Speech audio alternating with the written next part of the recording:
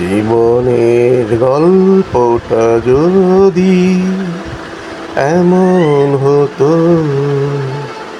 শেষ থেকে আবার শুরু করা যেত। সম্মানিত ফেসবুক দর্শকবৃন্দ এবং বন্ধু বান্ধবরা, আসসালামু আলাইকুম রহমতুল্লাহ।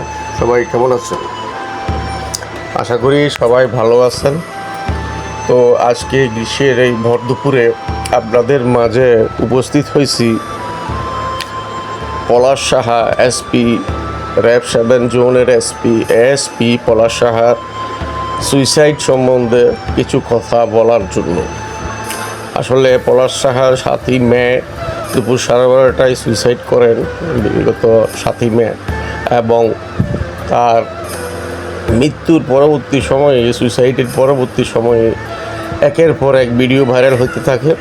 তো আমিও 9ই মে একটা ভিডিও করছিলাম ওনাকে নিয়ে। তো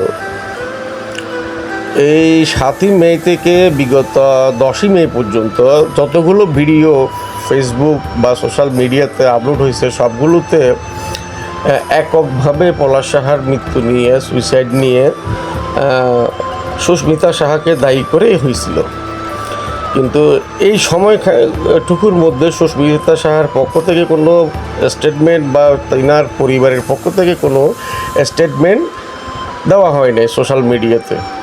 ইদানিংকালে আমি লক্ষ্য করতেছি, বা আমরা সবাই লক্ষ্য করতেছি, আপনারা সবাই দেখতেছেন যে এখানে সুস্মিতা সাহার স্টেটমেন্টগুলো নেওয়া হয়েছে, এবং যে সুস্মিতা সাহার মায়ের স্টেটমেন্টগুলো নেওয়া হয়েছে, এবং সুস্মিতা সাহার বাবার স্টেটমেন্ট নেওয়া হয়েছে।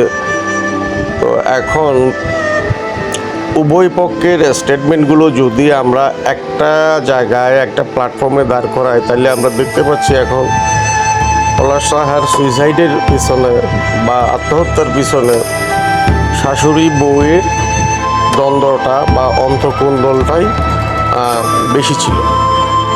তো এখন কথা হচ্ছে যে এর ভিতরে কতটুকু সত্য, কার ভূমিকা বেশি ছিল, এটার ভাগ উপরালাই ভালো জানে।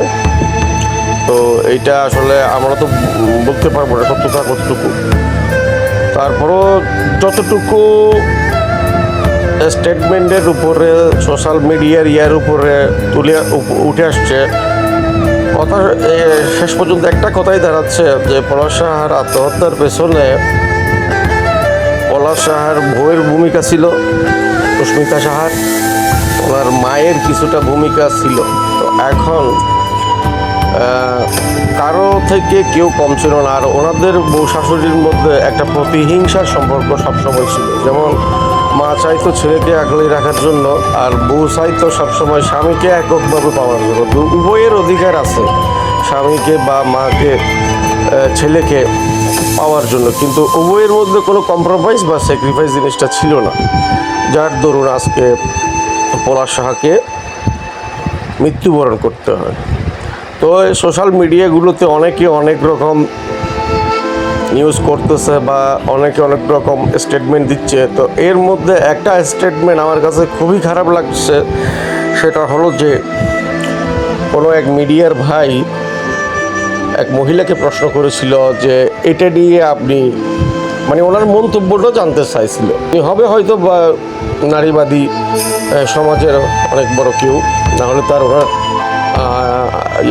মতামতটা নিত না। তো উনি এমনভাবে মতামতটার ব্যাখ্যা দিল, এটা আসলে একটা হৃদয় বিদারক ব্যাখ্যা বলা চলে।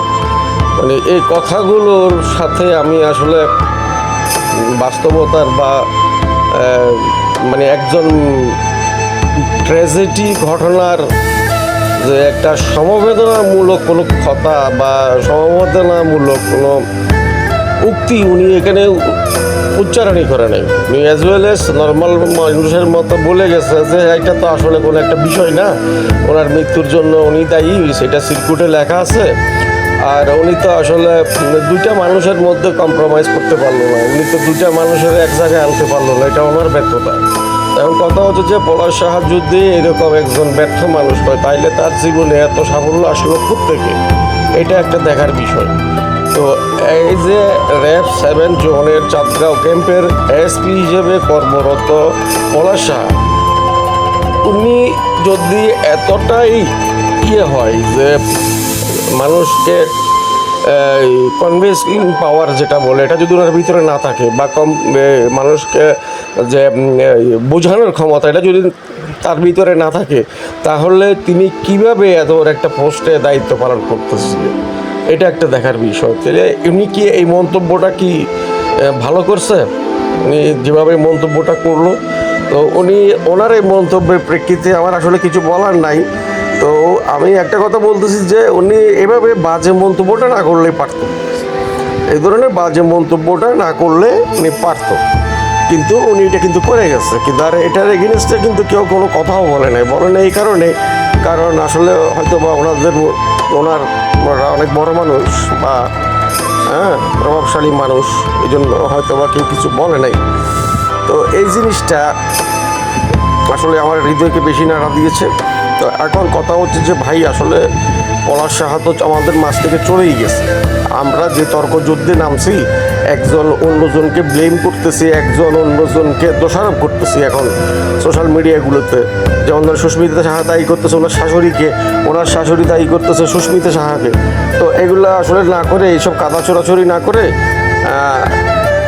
একজন মৃত মানুষকে বিতর্কিত না করে, আমার মনে হয় এগুলো নিয়ে আর কোনো কথা না বলাটাই ভালো। কারণ আমরা যদিও আর চেষ্টা করি পলাশ সাহাকে ফিরিয়ে আনতে পারবো না, সুস্মিতা সাহা আর পলাশ সাহার মধ্যে একটা মিল করে দিতে পারবো না, সুস্মিতা সাহা এবং পলাশ সাহাকে একসাথে আবার কখনো করাই দিতে পারবো না। তো এটা নিয়ে কথা না বলাটাই ভালো। আর তো সোশ্যাল মিডিয়াগুলোকেও অনুরোধ করব, সেই সাথে এটার থেকে যে শিক্ষণীয় জিনিসগুলো আছে, যে এগুলো আমরা নেওয়ার চেষ্টা করব।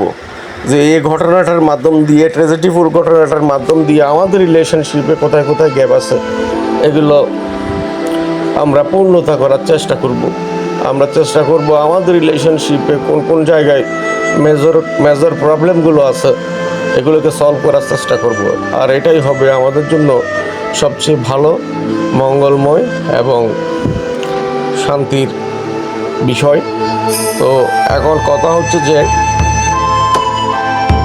পলাশ সাহা যে আত্মহত্যাটা করছে, এই আত্মহত্যার পিছনে কারো প্ররোচনা আছে কিনা, কারো প্ররোচনায় উনি সুইসাইড করছে কিনা, বা উনি নিজে সুইসাইড করছে কিনা নিজের থেকে। উনি নিজের থেকে সুইসাইড করলে সেটা একটা বিষয়, আর কারো প্ররোচনায় যদি উনি সুইসাইড করে তাহলে এটা একটা বিষয়। এগুলো বুঝতে হবে, এখানে আইনি অনেক জটিলতা আছে, এগুলো আসলে আমাদেরকে বুঝতে হবে। তো এগুলো না বুঝে শুধু খামোখা এত বিতর্কিতের মধ্যে জড়ানোটা ঠিক না। যাই হোক, পলাশ সাহার আত্মার প্রতি শোক প্রকাশ করতেছি এবং গভীর